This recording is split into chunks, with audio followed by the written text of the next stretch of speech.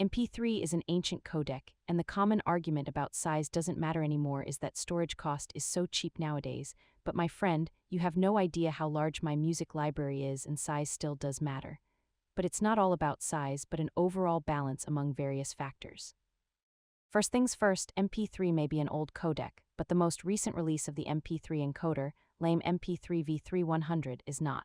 The quality of this encoder is so good that you can't use the old and biased standards of the past to understand what Mp3 can do for you in 2025. 128K used to be considered low quality, and that is far from true today. I personally can't distinguish a 128K file from a 320K one, granted that I don't own any professional equipment, so test this statement on your own if you do have the capability to do so.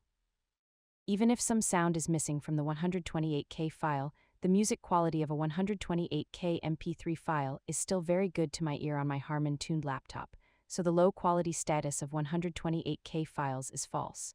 It may not be great, but it's most definitely not low or poor.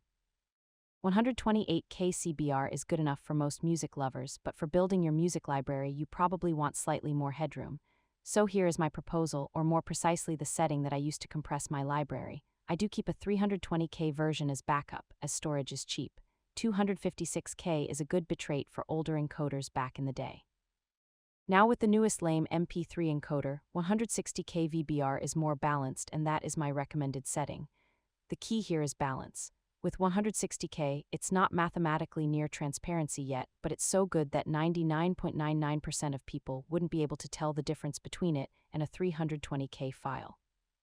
Do keep in mind that with lossless formats, something is still lost. There is no such thing as 100% reproduction of the original sound. It's absolutely a fallacy because some sound is lost over various stages of digital data transformed into analog sound, even with the best audio equipment. Therefore, it's idiotic to obsess over the idea of getting lossless audio playback, so don't. To sum up, I still use MP3 because it is more balanced between size, quality, and most importantly, compatibility. I personally encode my entire music library with 165K VBR, which is V4 in lame MP3 encoder setting. If your library is smaller, you can go up to V2, which is about 190K. Anything higher than that is unnecessary.